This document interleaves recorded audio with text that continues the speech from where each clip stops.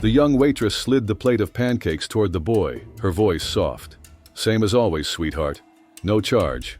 She never asked his name, never expected anything in return. But that morning, the world outside her little diner stopped cold. 4 black SUVs pulled up in front of Rosie's diner, engines humming. A man in full military dress stepped out, letter in hand. People rose from their seats without knowing why. And when the woman stepped out from the 3rd SUV, the entire town held its breath. Who was that boy? Why did the military come looking? And what truth was Jenny Miller about to learn? Jenny Miller was 29, a waitress at Rosie's Diner, a place tucked between a hardware store and a laundromat in rural Kansas. Her life was a rhythm. Wake up before dawn, walk 3 blocks, tie a faded blue apron around her waist, and greet the regulars with a smile that never betrayed the loneliness behind it. She lived alone. 1-bedroom apartment above the pharmacy. Photos on her dresser faded with time, her father gone since she was 15. Her mother, 2 years later. An aunt who had long since moved to Arizona, now just a voice on the phone during holidays. It was on a Tuesday in early October that she noticed him. He was maybe 10, small for his age. Eyes too observant for someone so young. He sat in the farthest booth from the door. Same time every morning, 7:15. 45 minutes before school started, just 3 blocks away. A backpack too big for his back, a book always open, and only a glass of water on the table. The first day, he nodded thanks. Barely. The second day the same. The third, the fourth. By the second week, Jenny saw the pattern. He never ordered food, just sipped water. Watched the plates of pancakes and eggs and bacon pass by him like trains he was never allowed to board. And every day at 7:55, he'd close the book, whisper thank you, and disappear out the door. On the 15th day, something changed. Jenny accidentally brought him pancakes. "Oh, sorry," she said, setting the plate down as if confused. "Kitchen made an extra. I'll just leave it here. Hate throwing food away." The boy stared at it, hunger in his eyes, but something else too, suspicion. "It's okay," she added gently. "Sometimes the orders get mixed up. Better to eat it than waste it, right?" She walked away before he could argue. 10 minutes later, the plate was empty, and his eyes, still locked on his book, like if he looked at her, he might cry. "Thank you," he whispered when she came to clear the plate. And just like that, it became their ritual. Jenny would bring the mistaken order. Pancakes one day, scrambled eggs and toast the next, oatmeal with brown sugar when the air turned cold. The boy never asked, never expected, but he always ate, quickly, silently, like the food might vanish if he didn't finish in time.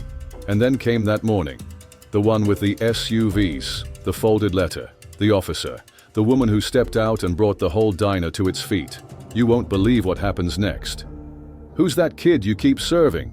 The question came from Harold, a retired postal worker who never missed a morning at Rosie's and never sat anywhere but the 3rd stool from the left. Jenny looked over at the boy's booth. "Don't know," she said honestly, "but he's hungry." 3 weeks in, Kathy, the grill cook, sharp-tongued but not unkind, cornered her in the back. "You're feeding a stray," she said, not judgmental, just practical. "I've seen it before. You give out handouts, they don't get grateful. They disappear. They always do." Jenny didn't argue. She just shrugged and said quietly, "I used to be that hungry too." It was the most personal thing she'd said in 3 years working at Rosie's. The boy never gave his name, and Jenny never asked. There was something in the way he moved, the way he scanned the diner before sitting, how he always chose the booth facing both the door and the window, that told her questions might scare him away. So instead, she filled his glass with fresh water, kept the pancakes warm, and made sure the diner, for at least 40 minutes each morning, felt like a place where he could just breathe. Sometimes, when the place was quiet, and he was lost in his book, Jenny let herself wonder, was he local? Did he have a home? Why did hunger cling to him like a second skin? But she always pushed the questions aside, because kindness with conditions wasn't kindness at all. So she stayed the course. And slowly, ever so slowly, she saw the change. His shoulders stopped curling in. His eyes started meeting hers. Not for long. just a second longer than the day before. But for Jenny, that second mattered.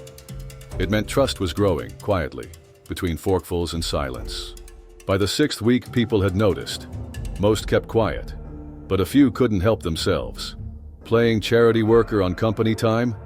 A man in a suit sneered from his booth, flipping a newspaper without looking at her. Kids these days expect handouts like they're entitled. Another customer shook his head. In my day, no one gave away food just because someone looked sad. Jenny let the comments slide off like rain on glass. She'd learned a long time ago. Defending kindness didn't soften cruel hearts. It just made them meaner. But then came Mark, the diner's manager. He wasn't cruel, just numbers-driven. And that morning he called her into the cramped office behind the kitchen. "I've been watching," he said, wiping his forehead. "Can't have staff giving out free food. Bad for business. Sets a precedent." Jenny twisted her apron in her hands. "I understand. I'll pay for it. Out of my tips." Mark blinked. "Your tips barely cover rent." "It's my choice," she said. And something in her voice, calm but solid, made him pause. "Just one meal a day. I can manage." Mark sighed. "But if it affects your work or if that kid causes trouble, it ends. Understood?" Jenny nodded, relief blooming in her chest. Because even if the world didn't understand, even if most would walk by and never see that boy, she did, and that was enough. She expected a warning, maybe even to be fired. But the compromise? That she could live with. Every morning she quietly tucked away part of her tips, money meant for a new winter coat, or that dentist appointment she kept rescheduling. Instead, it paid for pancakes, for him. Then came a Thursday, cold, gray, wind like knives, and for the first time in over a month, the boy didn't show up. Jenny found herself glancing at the door every few minutes, that quiet knot in her stomach tightening. Still, she made his plate. Same as always. Set it gently on his booth, just in case. Kathy passed by, glancing at the untouched meal. "Waste of food," she muttered, shaking her head. By closing time, the plate was cold, but Jenny couldn't bring herself to toss it. She wrapped it up, took it home. Set it on her kitchen counter like a memory that hadn't faded yet. He didn't come the next day, or the day after that. A week passed, then 10 days, and Jenny started to wonder if Kathy had been right all along. "Told you," Kathy said on day 10, not cruelly, certain, like the world had once again proved her right. They never stick around once the free ride ends. During all this, Jenny noticed something strange. A customer, unfamiliar, taking pictures of the booth, of the plate. She didn't think much of it, until the next day. A post on a local Facebook group. Rosie's Diner, now serving imaginary charity cases. The photos were there. His empty booth, the untouched food, and the comments. Worse. Publicity stunt. She probably eats it herself. Feeding strays just breeds dependence. She needs a reality check. Bet the whole thing's fake. And then, next time a strange kid approaches you, remember, you're being set up. Jenny wasn't the type to care about what strangers thought. But those words, they cut. That night, in her apartment above the pharmacy, she sat in the silence, and for the first time, questioned herself. Was she foolish? Was this about him, or about her own past? Was she clinging to a memory of a little girl who'd once been that hungry?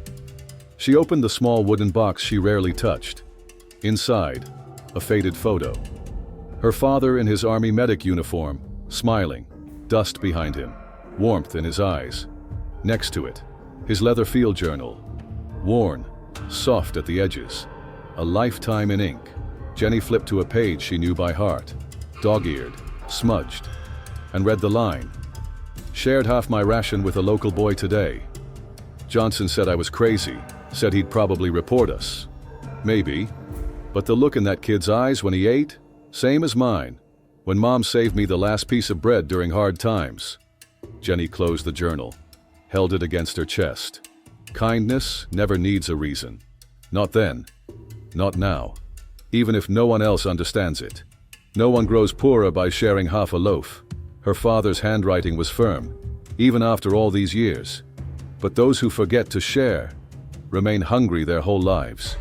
Jenny traced the faded ink with her fingertip, And just like that, it clicked. She didn't need his name. She didn't need his backstory. Because hunger, whether in the belly or in the heart, doesn't ask for explanations. It just needs bread, not questions. Nobody remembered the boy's name.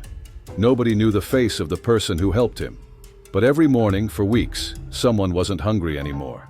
If you still believe that small acts can change a life, type hope in the comments. On the boy's 23rd absence, Jenny walked into Rosie's diner like she had every morning since. She wasn't expecting anything, not anymore. But the habit, the ritual, still held. She glanced at the door at exactly 7:15, and again at 7:30. By 8, the plate was already cooling on his empty table. Still, she left it there. At 9:17 a.m., everything changed. It started with the silence, the kind of hush that doesn't come from noise stopping, but from breath being held. Jenny was refilling coffee at a booth near the window when she saw it. 4 black SUVs, government plates, pulling into the diner's tiny parking lot. They moved with eerie precision, a perfect semicircle forming at the entrance. Pedestrians froze, forks hung mid-air, and then the doors opened. Uniformed men stepped out in unison, posture stiff, expression unreadable. From the lead SUV emerged a tall man with the calm intensity of someone who had seen too much sun and too little peace. His uniform gleamed, chest adorned with rows of ribbons, some medals rare enough to silence entire rooms. But it was the way he moved that froze everyone. Purposeful, unshakable. He scanned the building, then walked directly toward the entrance, flanked by 2 younger officers. The bell above the door chimed, a tiny sound, but in that silence, it might as well have been a gunshot. The diner manager stumbled out of the back office, tugging at his tie like it was trying to strangle him. Can I help you, gentlemen?" His voice was tight, too high. The senior officer removed his cap. "I'm looking for someone who works here." A pause. A woman named Jenny. The silence deepened. The refrigerator hum was suddenly loud. And then, every eye turned. Jenny stepped forward slowly, coffee pot still in hand. "Jenny," she said, voice catching at the edges. The man's stern face softened, only slightly, but enough. "Jenny Miller?" She nodded, setting the pot down before her trembling hands gave her away. He stood taller, his voice calm and clear. "My name is Colonel David Reeves, United States Army, Special Forces Command." He reached into his breast pocket and pulled out an envelope, sealed and heavy with purpose. "I'm here because of a promise," he said, "made to one of my men." He extended the envelope toward her. "This is a letter from the Commanding General of Special Forces Operations. And I also carry a personal message from Adam's father." The name felt unfamiliar, yet somehow, like it had always been there. "Adam Thompson," Colonel Reeves explained. "The boy you've been feeding for the past few months. His father was Master Sergeant James Thompson, one of the finest soldiers I've ever served with. Was." That single word hit Jenny like a physical blow. "I don't understand," she whispered, still not taking the envelope. "Is Adam okay?" "He's safe," the colonel said gently. "He's with his grandparents now in Colorado. But for nearly 3 months, he came here every morning, before school. And suddenly, everything made sense. The boy's silence, his watchfulness, the hunger that felt deeper than just empty stomachs. What Sergeant Thompson didn't know," the colonel continued, "was that shortly after he deployed, his wife left. Just walked away. Adam didn't tell anyone. He was too proud, too afraid they'd take him away from home. He survived alone, using the small emergency fund his father left behind, stretching it in ways no child ever should." A soft gasp moved through the diner like wind through wheat. Pain, understanding. Jenny stood still, heart breaking. This boy, now with a name, now with a story, had been surviving in silence, waiting for a father who would never come home. "Sergeant Thompson fell in Afghanistan 2 months ago," Colonel Reeves said. His voice was steady, but there was a tremble beneath it. In his final letter, he asked one thing. The colonel opened the envelope. Inside, a folded note, paper aged, ink faded by time and sun. He read, "If I don't make it back, Please find the woman who's been feeding my son. He writes about her often. He says she never asked why he was alone. She never made him feel ashamed. She just fed him, day after day, expecting nothing. Tell her, she didn't just feed a hungry child, she preserved the dignity of a soldier's son. Jenny's hands trembled as she took the letter. Tears blurred the ink before she could even read it for herself. Colonel Reeves's voice softened, like it belonged to a father now, not a commander. We read that letter at Sergeant Thompson's memorial. When Adam finally told us about you, the entire Special Forces community made it their mission to find you. To thank you. In person. His voice caught, just once. What you did, for the child of one of our own, without knowing who he was, that means something. To all of us. The diner was silent. Even those who had mocked Jenny's kindness before sat frozen, some with tears, some with shame. Then, Colonel Reeves stood tall, snapped into a perfect salute. A salute, not to rank, not to medals, but to pancakes, to warmth, to human dignity. Behind him, every military member present followed. A line of uniforms, hands to brows, hearts heavy. On behalf of the United States Army Special Forces, the brothers in arms of Master Sergeant James Thompson, and most importantly, on behalf of Adam, thank you. Jenny stood motionless, the letter pressed to her heart. A flood of memory and meaning crashing over her. Pancakes, eggs, a quiet table, a smile without conditions, and a boy, just trying to hold on. She hadn't just fed him. She had given him a reason to believe someone still saw him, still cared, still stayed. I didn't know, Jenny finally whispered. Her voice was thin, caught somewhere between disbelief and heartbreak. I just couldn't let him go hungry. The colonel nodded slowly. Sometimes, he said, that's enough, Miss Miller. Sometimes feeding a hungry child without asking why is the greatest kindness of all. As if on cue, every military member inside the diner and every soldier standing outside the SUVs raised their hands in perfect unison. A silent salute. Precise. Powerful. Inside, customers stood from their booths. Coffee cups left untouched. Conversations forgotten. A quiet wave of respect filling the room like sunlight. And in the center of it all stood Jenny Miller, the quiet waitress who'd lived nearly invisible for years, now holding a father's last thank you in her trembling hands. A woman whose quiet acts of kindness hadn't just fed a hungry child, but preserved the honor of a soldier and gave peace to a man who died knowing his son was seen. The week that followed changed everything. The story swept through town, shared in barbershops, bakeries, break rooms. Then it hit social media, then the local paper, then everywhere. The same Facebook group that had once mocked Jenny's charity case now reposted Master Sergeant Thompson's letter with tears in the captions and thousands of shares. Customers started asking for Jenny's section by name.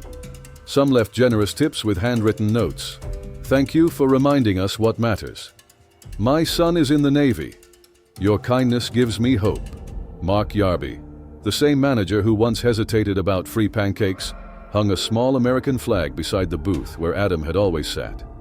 Below it, he placed a discreet brass plaque, reserved for those who serve and the families who wait.